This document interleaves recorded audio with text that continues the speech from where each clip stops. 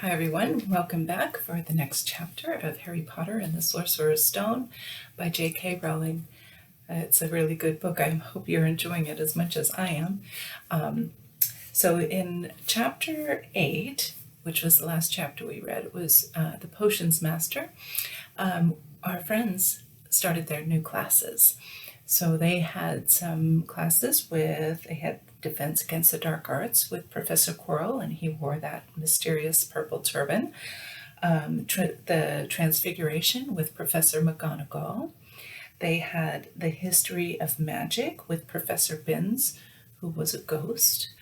And they had Charms with Professor Flitwick, who was a little tiny guy and toppled off of his stack of books when he got to Harry Potter's name on the roll. We had Double Potions with Professor Snape, where it became very clear that Professor Snape does not like Harry Potter, to put it mildly. And then Harry got an invitation from Hagrid in the mail. His owl, Hedwig, brought him an invitation to visit Hagrid at his house out by the woods on Friday afternoon. So he and Ron had gone out to visit Hagrid at his place, and while he was there, he stumbled upon a newspaper clipping that talked about the break-in at Gringotts, where something had been stolen, and he realized it had happened on his birthday when Harry and Hagrid were there. So the plot thickens. Okay, all right, so Chapter 9 is The Midnight Duel. And here's the illustration for that one. All right. Harry had never believed he would meet a boy he hated more than Dudley, but that was before he met Draco Malfoy. Still, first-year Gryffindors only had potions with the Slytherins, so they didn't have to put up with Malfoy much, or at least so they didn't until they spotted a notice pinned up in the Gryffindor common room that made them all groan. Flying lessons would be starting on Thursday, and Gryffindor and Slytherin would be learning together. Typical, said Harry darkly. Just what I always wanted, to make a fool of myself on a broomstick in front of Malfoy. He had been looking forward to learning to fly more than anything else. You don't know that you'll make a fool of yourself, said Ron reasonably. Anyway, I know Malfoy's always going on about how good he is at Quidditch, but I'll bet that's all talk. Malfoy certainly did talk about flying a lot. He complained loudly about first years never getting on the house Quidditch teams and told long, boastful stories that always seemed to end with him narrowly escaping muggles in helicopters. He wasn't the only one, though. The way Seamus Finnegan told it, he'd spent most of his childhood zooming around the countryside on his broomstick. Even Ron would tell anyone who'd listen about the time he'd almost hit a hang glider on Charlie's old broom. Everyone from wizarding families talked about Quidditch constantly.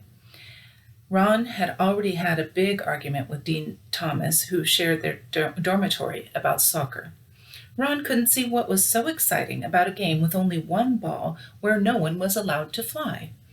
Harry had caught Ron prodding Dean's poster of West Ham soccer team, trying to make the players move. Neville had never been on a broomstick in his life because his grandmother had never let him near one. Privately, Harry felt she'd had good reason, because Neville managed to have an extraordinary number of accidents, even with both feet on the ground. Hermione Granger was almost as nervous about flying as Neville was. This was something you couldn't learn by heart out of a book, not that she hadn't tried. At breakfast on Thursday, she bored them all stupid with flying tips she'd gotten out of a library book called Quidditch Through the Ages.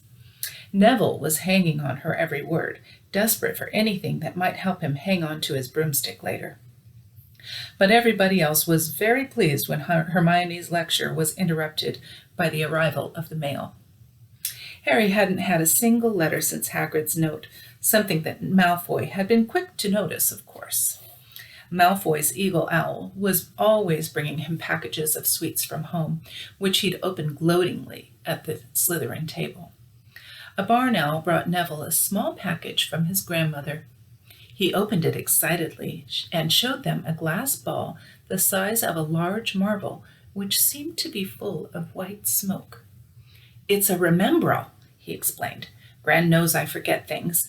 This tells you if there's something you've forgotten to do. Look, you hold it tight like this, and if it turns red—" "Oh." His face fell, because the remembrall had suddenly glowed scarlet. "You've forgotten something." Neville was trying to remember what he'd forgotten when Draco Malfoy, who was passing the Gryffindor table, snatched the remembrall out of his hand. Harry and Ron jumped to their feet. They were half hoping for a reason to fight Malfoy, but Professor McGonagall, who was quick to spot trouble, quicker than any teacher in the school, was there in a flash. "What's going on?" "Malfoy's got my remembrall, Professor." Scowling, Malfoy quickly dropped the remembrall back on the table. "Just looking," he said as he sloped away with Crabbe and Goyle behind him. At 3:30 that afternoon, Harry, Ron, and the other Gryffindors hurried down the front steps onto the grounds for their first flying lesson. It was a clear, breezy day, and the grass rippled under their feet as they marched down the sloping lawns toward a smooth, flat lawn on the opposite side of the grounds to the Forbidden Forest, whose trees were swaying darkly in the distance. The Slytherins were already there, and so were 20 broomsticks lying in neat lines on the ground.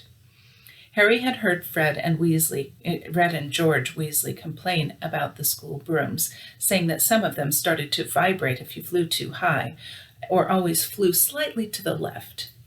Their teacher, Madame Hooch, arrived. She had short gray hair and yellow eyes like a hawk.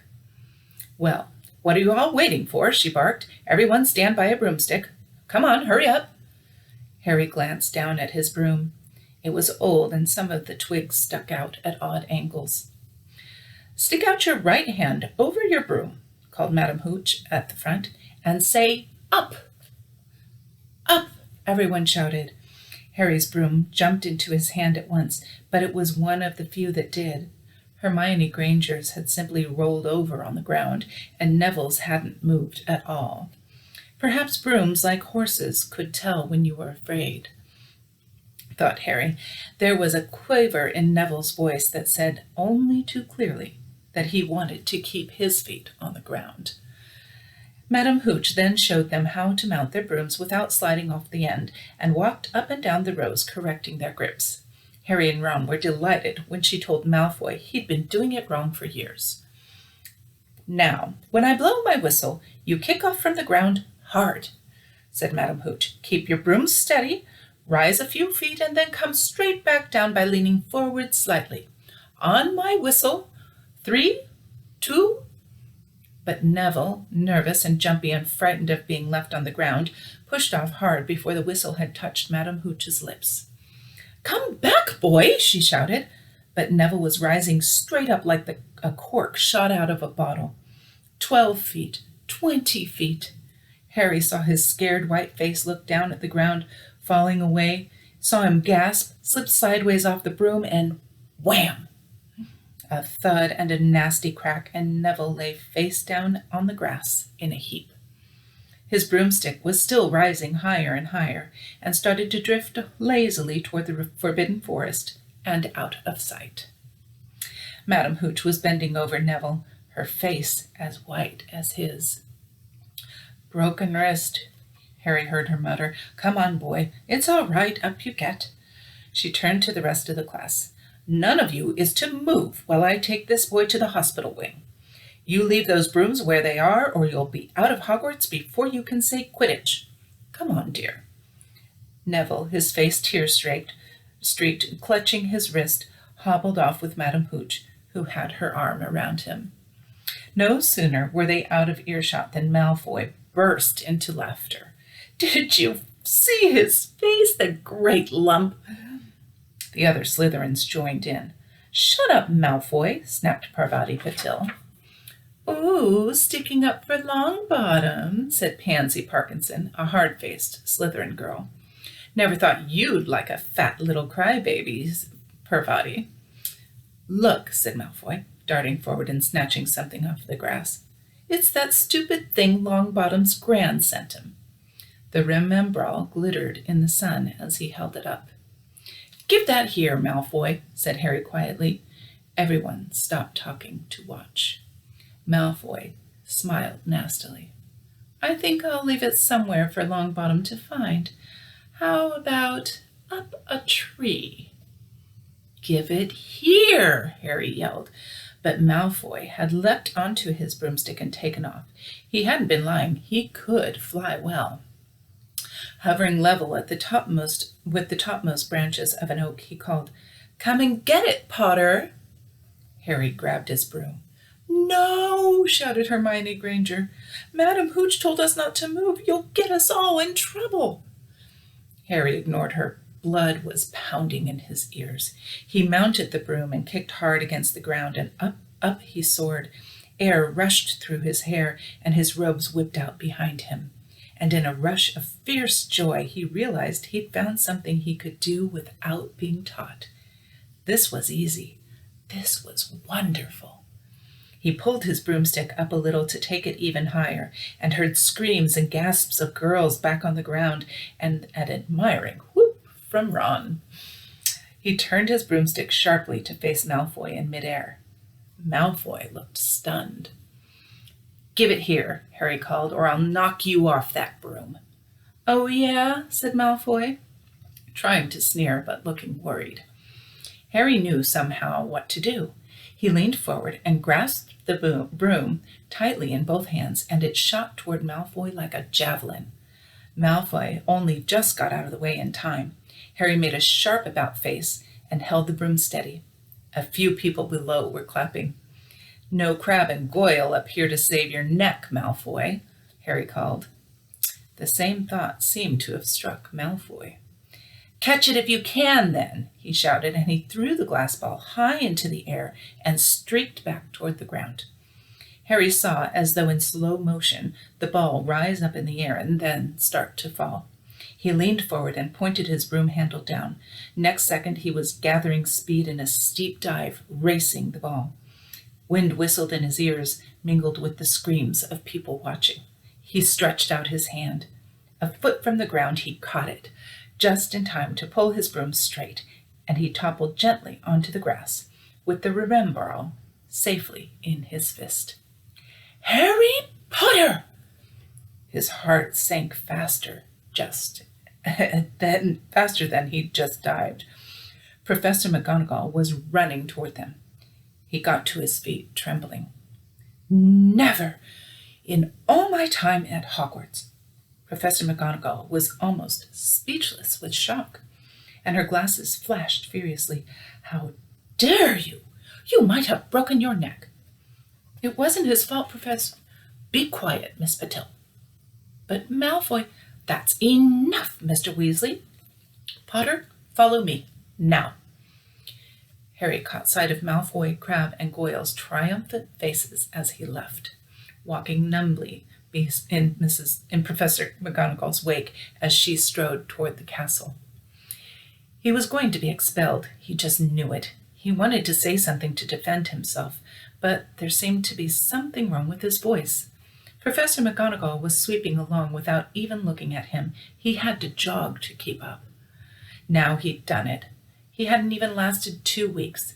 He'd be packing his bags in 10 minutes. What would the Dursleys say when he turned up on the doorstep? Up the front steps, up the marble staircase inside, and still Professor McGonagall didn't say a word to him. She wrenched open doors and marched along corridors with Harry trotting miserably behind her. Maybe she was taking him to Dumbledore. He thought of Hagrid, expelled but allowed to stay on as a gamekeeper. Perhaps he could be Hagrid's assistant. His stomach twisted as he imagined it, watching Ron and the others becoming wizards while he stomped around on the grounds carrying Hagrid's bag. Professor McGonagall stopped outside a classroom. She opened the door and poked her head inside. "Excuse me, Professor Flitwick, could I borrow Wood for a moment?" "Wood?" thought Harry, bewildered. Was Wood a cane she was going to use on him? But Wood turned out to be a person. a burly fifth-year boy who came out of Flitwick's class, looking confused. "Follow me, you two," said Professor McGonagall, and they marched up the corridor, Wood looking curiously at Harry. "In here." Professor McGonagall pointed them into a classroom that was empty except for Peeves, who was busy writing rude words on the blackboard. "Out, Peeves!" she barked. Peeves threw the chalk into a bin, which clanged loudly, and he swooped out, cursing. Professor McGonagall slammed the door behind him and turned to face the two boys. "Potter, this is Oliver Wood. Wood, I have found you a seeker." Wood's expression changed from puzzlement to delight. "Are you serious, Professor?" "Absolutely," said Professor McGonagall crisply. "The boy's a natural. I've never seen anything like it. Was that your first time on a broomstick, Potter?" Harry nodded silently. He didn't have a clue what was going on, but he didn't seem to be being expelled, and some of the feeling started to come back to his legs. "He caught that thing in his hand after a 50-foot dive," Professor McGonagall told Wood. "Didn't even scratch himself. Charlie Weasley couldn't have done it." Wood was now looking as though all his dreams had come true at once. "Ever seen a game of Quidditch, Potter?" he asked excitedly. "Wood's captain of the Gryffindor team," Professor McGonagall explained. He's just the build for a seeker, too," said Wood, now walking around Harry and staring at him. "Light, speedy. We'll have to get him a decent broom, Professor, a Nimbus 2000, or a Clean Sweep 7, I'd say. I shall speak to Professor Dumbledore and see if we can't bend the first-year rule. Heaven knows we need a better team than last year.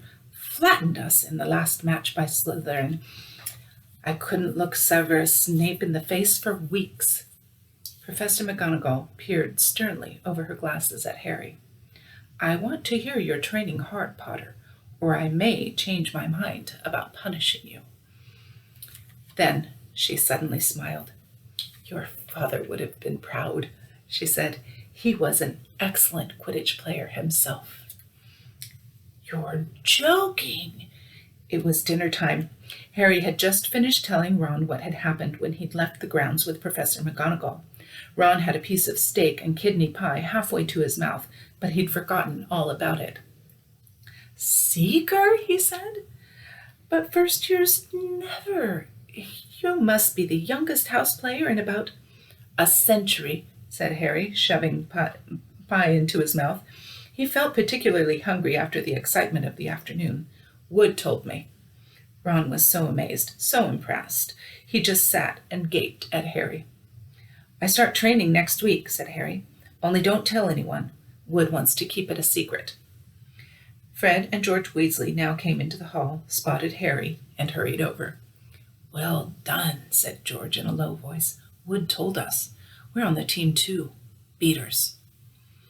"I tell you, we're going to win that Quidditch Cup for sure this year," said Fred. "We haven't won since Charlie left, but this year's team is going to be brilliant. You must be good, Harry. Wood was almost skipping when he told us." "Anyway, we've got to go. Lee Jordan reckons he's found a new secret passageway out of the school. Bet it's that one behind the statue of Gregory the Smarmy that we found in our first week. See ya." Fred and George had hardly disappeared when someone far less welcome turned up. Malfoy, flanked by Crabbe and Goyle.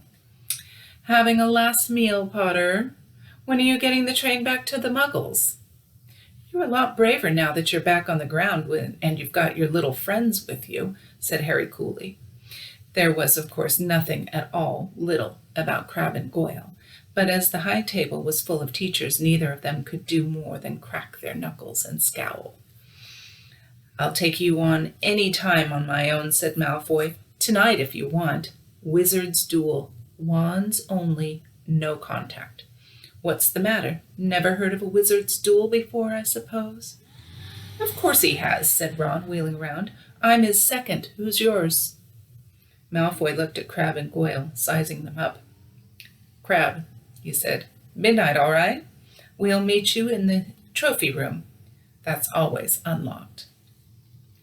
When Malfoy had gone, Ron and Harry looked at each other.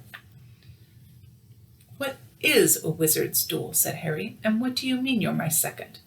Well, a second's there to take over if you die, said Ron casually, getting started at last on his cold pie. Catching the look on Harry's face, he added quickly, but people don't die in proper duels, with real wizards. The most you and Malfoy will be able to do is to send sparks at each other. Neither of you knows enough magic to do any real damage. I bet he expected you to refuse anyway. And what if I wave my wand and nothing happens? Throw it away and punch him in the nose, Ron suggested. Excuse me? They both looked up. It was Hermione Granger.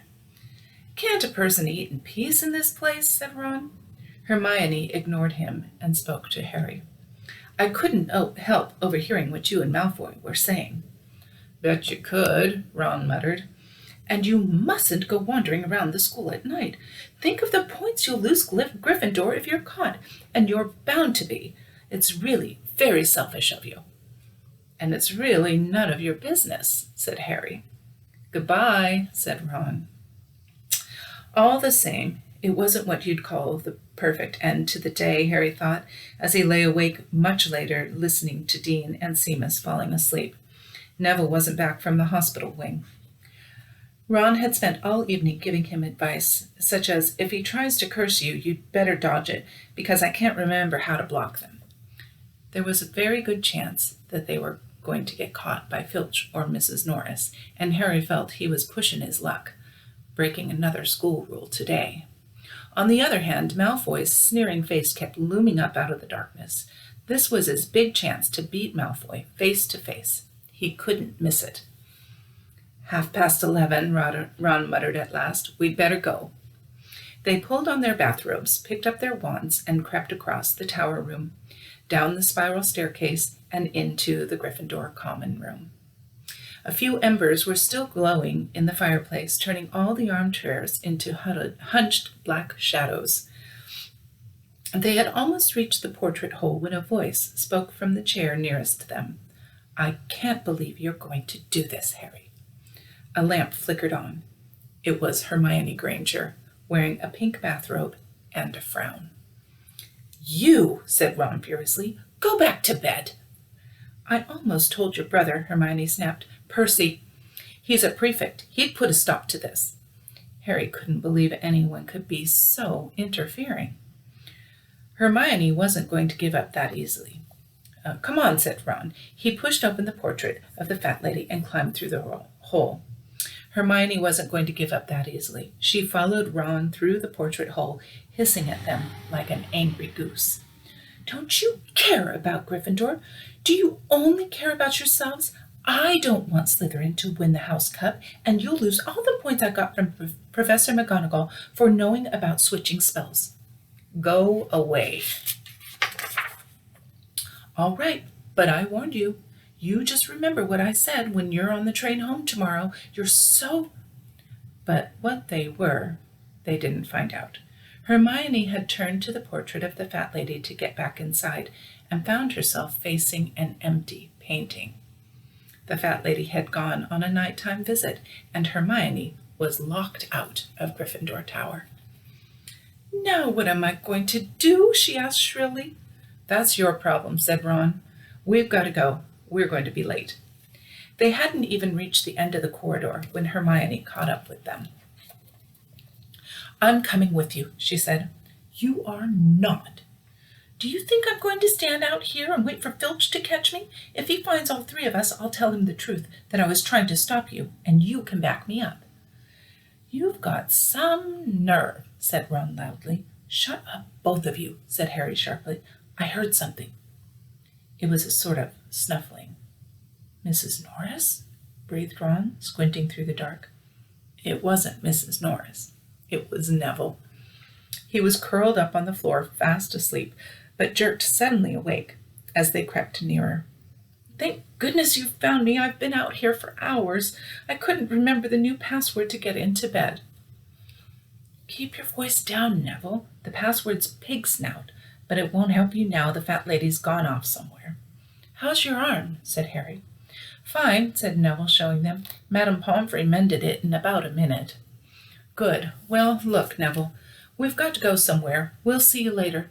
"Don't leave me," said Neville, scrambling to his feet. "I don't want to stay here alone. The Bloody Baron's been passed twice already." Ron looked at his watch and then glared furiously at Hermione and Neville. "If either of you get us caught, I'll never rest until I've learned that curse of the bogies Quirrell told us about and use it on you." Hermione opened her mouth, perhaps to tell Ron exactly how to use the curse of the bogies, but Harry hissed at her to be quiet and beckoned them all forward. They flitted along corridors striped with the bars of moonlight from the high windows. At every turn, Harry expected to run into Filch or Mrs. Norris, but they were lucky. They sped up a staircase to the third floor and tiptoed toward the trophy room. Malfoy and Crabbe weren't there. The crystal trophy cases glimmered where the moonlight caught them. Cups, shields, plates, and statues winked silver and gold in the darkness. They edged along the walls, keeping their eyes on the doors at either end of the room. Harry took out his wand in case Malfoy leapt in and started at once. The minutes crept by. "He's late. Maybe he's chickened out," whispered Ron. Then a noise in the next room made them jump. Harry had only just raised his wand when they heard someone speak, and it wasn't Malfoy. "Sniff around, my sweet. They might be lurking in a corner." It was Filch speaking to Mrs. Norris. Horror-struck, Harry waved madly at the other three to follow him as quickly as possible. They scurried silently through the door, away from Filch's voice. Neville's robes had barely whipped around the corner when they heard Filch enter the trophy room. "They're in here somewhere," they heard him mutter, "probably hiding." "This way," Harry mouthed to the others, and, petrified, they began to creep along a long gallery full of suits of armor. They could hear Filch getting nearer. Neville suddenly let out a frightened squeak and broke into a run. He tripped, grabbed Ron around the waist, and the pair of them toppled right into a suit of armor. The clanging and crashing were enough to wake the whole castle. "Run!" Harry yelled, and the four of them sprinted down the gallery, not looking back to see whether Filch was following. They swung around the doorpost and galloped down one corridor and then another, Harry in the lead, without any idea where they were or where they were going. They ripped through a tapestry and found themselves in a hidden passageway, hurtled along it, and came out near their charms classroom, which they knew was miles from the trophy room. "I think we've lost him," Harry panted, leaning against the cold wall and wiping his forehead. Neville was bent double, wheezing and sputtering. "I told you," Hermione gasped, clutching at the stitch in her chest. "I told you." "We've got to get back to Gryffindor Tower," said Ron, "quickly as possible." "Malfoy tricked you," Hermione said to Harry. "You realize that, don't you? He was never going to meet you. Filch knew someone was going to be in the trophy room. Malfoy must have tipped him off." Harry thought she was probably right, but he wasn't going to tell her that. "Let's go." It wasn't going to be that simple. They hadn't gone more than a dozen paces when a doorknob rattled and something came shooting out of a classroom right in front of them. It was Peeves. He caught sight of them and gave a squeal of delight. "Shut up, Peeves, please, you'll get us thrown out." Peeves cackled. "Wandering around at midnight, ickle firsties, tut, tut, tut. Naughty, naughty, you'll get caughty." "Not if you don't give us away, Peeves, please." "Should tell Finch I should," said Peeves in a saintly voice, but his eyes glittered wickedly. "It's for your own good, you know." "Get out of the way," snapped Ron, taking a swipe at Peeves. This was a big mistake. "Students out of bed!" Peeves bellowed. "Students out of bed, down the charms corridor!" Ducking under Peeves, they ran for their lives right to the end of the corridor, where they slammed into a door, and it was locked. "This is it," Ron moaned as they pushed helplessly at the door. "We're done for. This is the end." They could hear footsteps. Filch running as fast as he could toward Peeves' shouts. "Oh, move over," Hermione snarled. She grabbed Harry's wand, tapped the lock, and whispered, "Aloha Mora." The lock clicked, and the door swung open. They piled through it, shut it quickly, and pressed their ears against it, listening. "Which way did they go, Peeves?" Filch was saying. "Quick, tell me." "Say please." "Don't mess with me, Peeves. Now where did they go?" "Shan't say nothing if you don't say please," said Peeves in his annoying sing-song voice. "All right, please." "Nothing. Ha ha! I told you I wouldn't say nothing if you didn't say please. Ha ha ha!" And they heard the sound of Peeves whooshing away and Filch cursing in rage. "He thinks this door is locked," Harry whispered. "I think we'll be okay." "Get off, Neville." For Neville had been tugging on the sleeve of Harry's bathrobe for the last minute. "What?" Harry turned around and saw quite clearly what. For a moment he was sure he'd walked into a nightmare. This was too much on top of everything that had already happened so far. They weren't in a room, as he supposed. They were in a corridor, the forbidden corridor on the 3rd floor. And now they knew why it was forbidden. They were looking straight into the eyes of a monstrous dog, a dog that filled the whole space between ceiling and floor. It had 3 heads, 3 pairs of rolling, mad eyes, 3 noses twitching and quivering in their direction, 3 drooling mouths, saliva hanging in slippery ropes from yellowish fangs. It was standing quite still, all 6 eyes staring at them, and Harry knew that the only reason they weren't already dead was that their sudden appearance had taken it by surprise. But it was quickly getting over that, and there was no mistaking that what those thunderous growls meant. Harry groped for the doorknob. Between Filch and death, he'd take Filch. They fell backward. Harry slammed the door shut, and they ran. They almost flew back down the corridor. Filch must have hurried off to look for them somewhere else, because they didn't see him anywhere, but they hardly cared. All they wanted to do was put as much space as possible between them and that monster. They didn't stop running until they reached the portrait of the fat lady on the 7th floor. "Where on earth have you all been?" she asked, looking at their bathrobes hanging off their shoulders and their flushed, sweaty faces. "Never mind that. Pig snout! Pig snout!" panted Harry, and the portrait swung forward. They scrambled into the common room and collapsed, trembling, into armchairs. It was a while before any of them said anything. Neville indeed looked as if he'd never speak again. "What do they think they're doing, keeping a thing like that locked up in a school?" said Ron finally. "If any dog needs exercise, that one does." Hermione got hold both her breath and her bad temper back again. "You don't use your eyes, any of you, do you?" she snapped. "Didn't you see what it was standing on?" "The floor?" Harry suggested. I wasn't looking at its feet. I was too busy with its heads." "No, not the floor. It was standing on a trap door. It's obviously guarding something." She stood up, glaring at them. "I hope you're pleased with yourselves. We could all have been killed or worse, expelled. Now, if you don't mind, I'm going to bed." Ron stared after her, his mouth open. "No, we don't mind," he said. "You'd think we dragged her along, wouldn't you?" But Hermione had given Harry something else to think about as he climbed back into bed. The dog was guarding something. What had Hagrid said?